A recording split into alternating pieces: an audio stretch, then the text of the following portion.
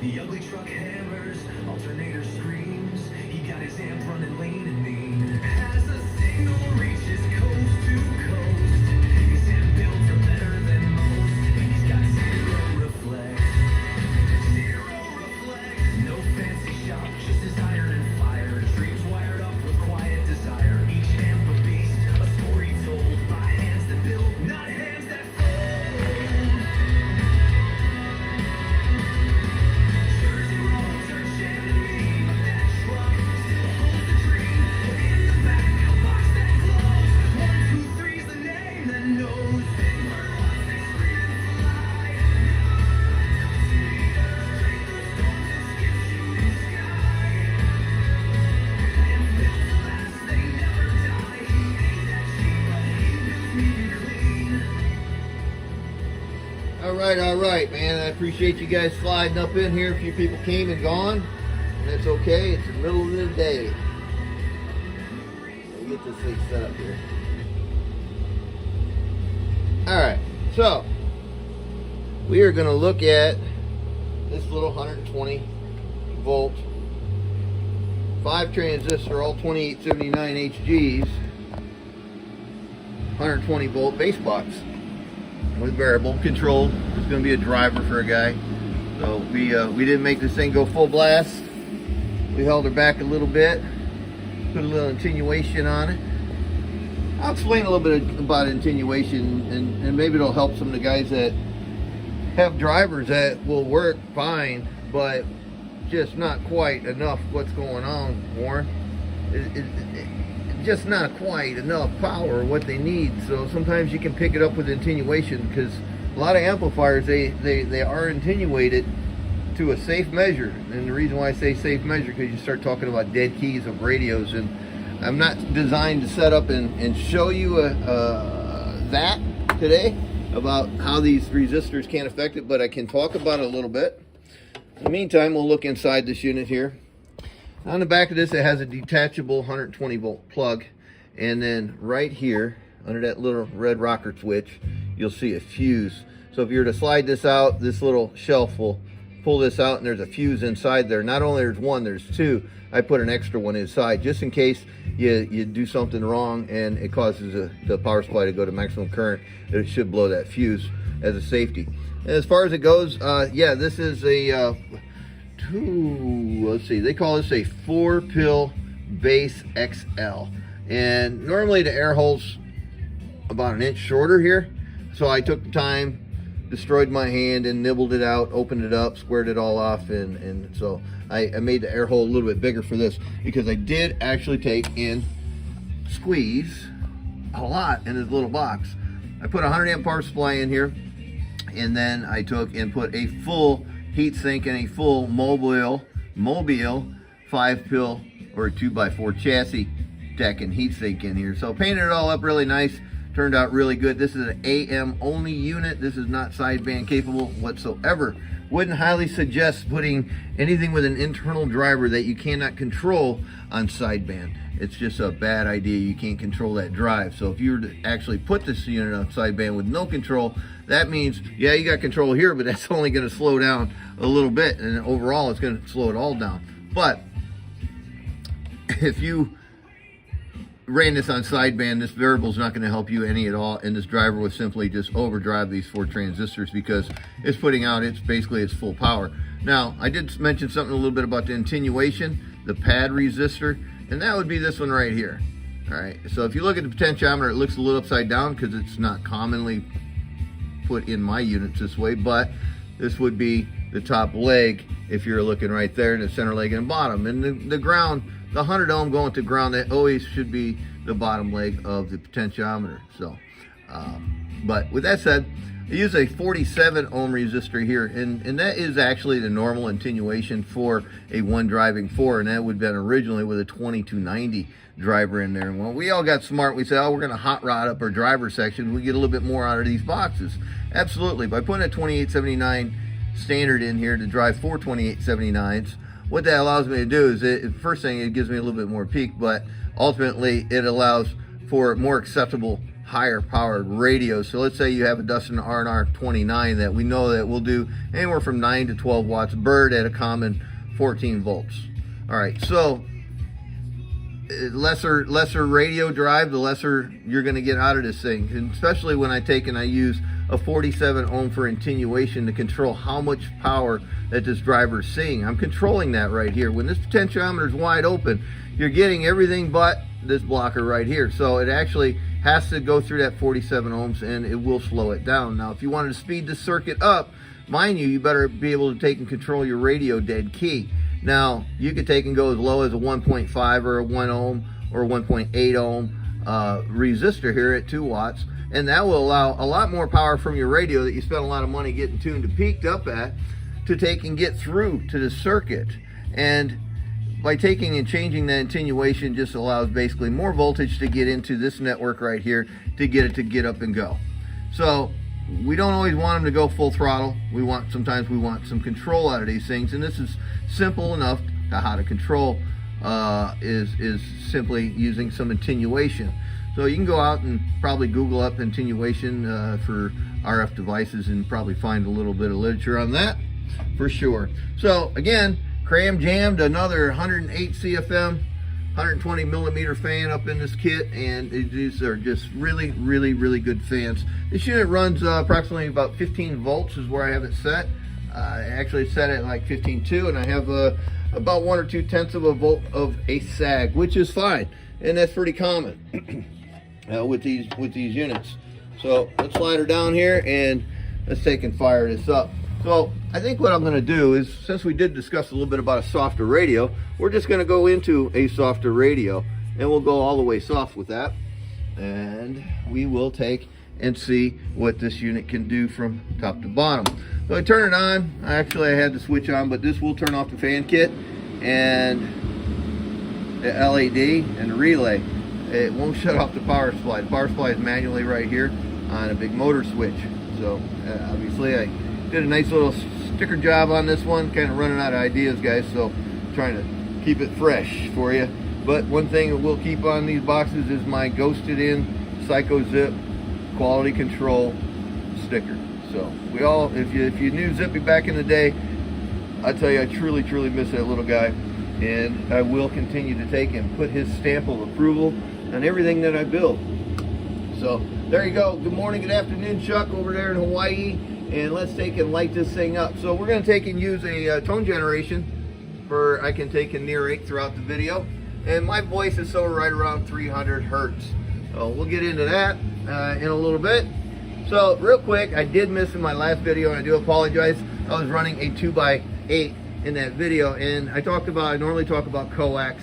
You guys hear it in every video, and it's pretty common, and it's not really going to change. Believe me, if it changes, I'll jump up and tell you it's going to change. But for this situation, I'm running a half a wave of coax from my radio to the input of this little 5 transistor unit. It's a half a wavelength. In layman's terms, that is 12 feet. But if you got the Mini 8, the foam, the clear stuff, whatever, this is Belden 9201. It is the same BOP as 213. Family of what? 0.66. So we take and we have 0.66 throughout all of my coax phase angles and lines, going all the way down to my dummy load, including up to my antenna.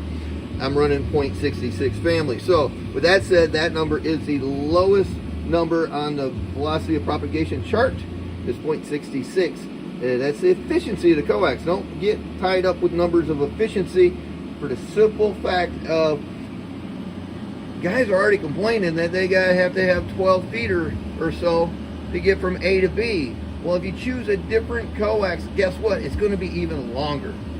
More like 15.5, 16, 16.5, depending on the BOP to coax. But half a wavelength is a half a wavelength, and you can't shortcut it. Just because your buddy says he cut his coax at 12 foot, you better find out what kind of coax he's using. Don't always copy a bad idea.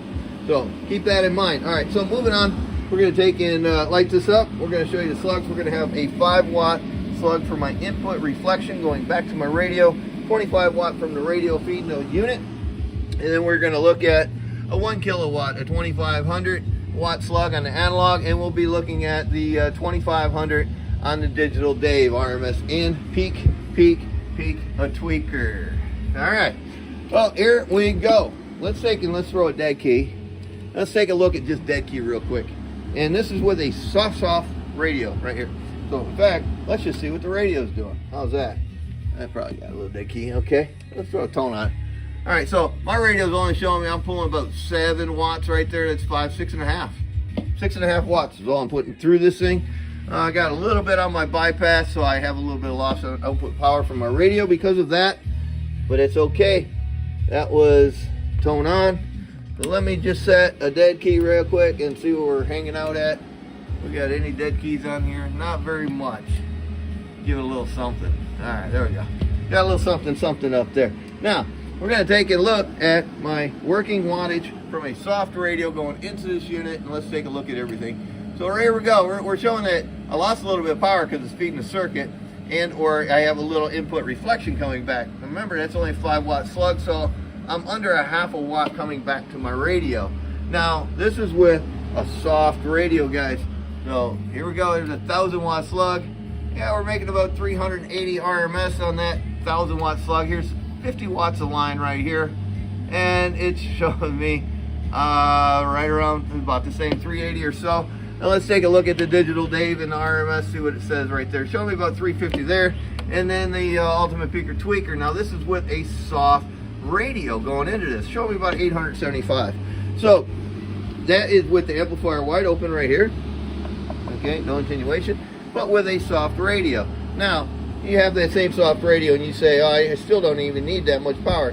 Let's back it down to about halfway. I gotta readjust that knob. Alright, so about halfway. Anything happen with my radio? Anything come through any faster? Nope. Anything move over here? No, absolutely not. Input reflection still the same. And seeming I'm making a little bit more power there. It's 1,000-watt slug, so actually less power. I'm only doing 240 bird right there, and showing about the same right there. That's 250 at the first big hash mark. And let's see what the Peaker Tweaker says. Guess what? The Peaker Tweaker's still the same, but the RMS changed. We took away filler. We took away a lot of filler right there. So when you have control of an amp, you can keep on going down. Let's just see where RMS is now. So now we're at 100 watts. So pretty versatile unit. What you can and can't do with these. Now my peak is 600 watts. So why is it 600 to 1? You have 100 watts and you have 600 watts peak. Why is that? Because you got a lot of pills making a lot of peak for you, but the RMS is just getting chewed up. It's like the last pork chop on the plate, and who's going to grab it? That's what it falls down to. All right, so we'll leave that down low. We'll turn this up, and we'll go up to where the radio's actually tuned at, right in that area. And what do I have to do when I did all that? Let me shut off my tone and I'll show you. Let's see what happened to my dead key. I didn't really have one, but still don't have one. That's still all the way down. Yeah, that's down. Okay. I don't have a dead key. Let's see if we can make one. Now you gotta turn your radio way up to make one. Look at that. My radio is up at 7 watts to make a dead key. Let's put some noise on this thing. So that's all the way down, and we're still doing 220, about 220 RMS. And then the peak is, wow, went up just a smidge. Let's see here, 200. Yeah, that's because I turned on my radio. The amplifier is still turned down. So what did we do? We picked up about 100 watts on the, yeah, we picked up 100 watts by taking and putting up some power with our radio. So let's turn this on up. Let me cut this off for a second. And let me set a dead key. There we go. Got a nice dead key right there. About 180, 200, let her rip. And here we go. Again, here's 5 watt slug, input reflection going back to my radio. 25 watts of a working radio. Then we're going to look at a 1000, a 2500, and a 2500 on digital. So, here we go. Radio drive. Here we go. Radio drive. We're hanging out right around 8 watts RMS right there. Input reflection went up just a touch, over a 5/10, so a little over a 1/2 watt. And 1000 watt slug, let's see where we're at. Now we're hanging out right around 440, 450 on that one. Let's see where we're over here on this one. Showing me really close to the same thing. Let's see what the digital says. RMS, there's the 450. It's not a killer, but it's a driver. So the peak is 900 to 925. Now if I cut all this off, just use my old voice, and see what we got going on with the voice. Audio 1 2, audio 1 2 3 4 5. So the peak just hangs out. The analog all just dances all over the place. Audio 1 2 3 4 5. 1 2 3 4. So the meters are dancing and this is working and everything seems to be very, very happy. So there you have one little Psycho Zip 5 transistor bass, and we have Molly. Hi Molly, how are you today? Lazy days, huh Molly? Yeah. Steve Mann, thank you very much. I ordered that stinky stuff for Molly's button, her little button. Huh Molly, you got a button on your back? Yeah. Yeah, Mr. Steve Mann said get this stuff and it'll help it. He did. It's already here. You remember the stuff I put on you last night? Yeah, we got a picture of rotten nose. Look at your rotten nose. I see you, squirrel.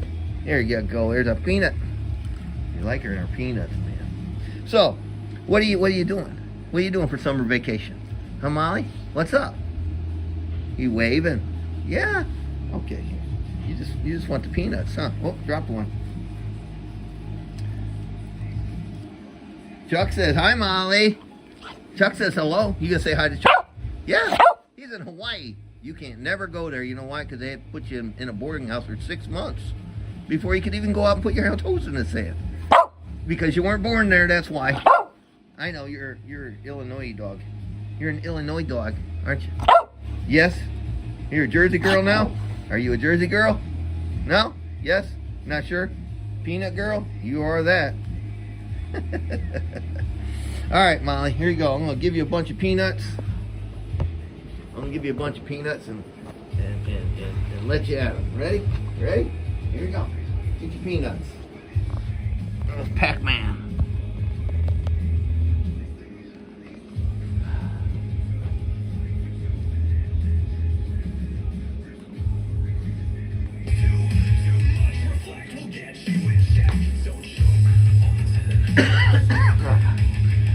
Alright, Molly, you a good girl? Well, there you go, guys. Little Psycho Zip work action right there. This one here is, I think the guy should be really happy with it. It's going to make a great driver for him.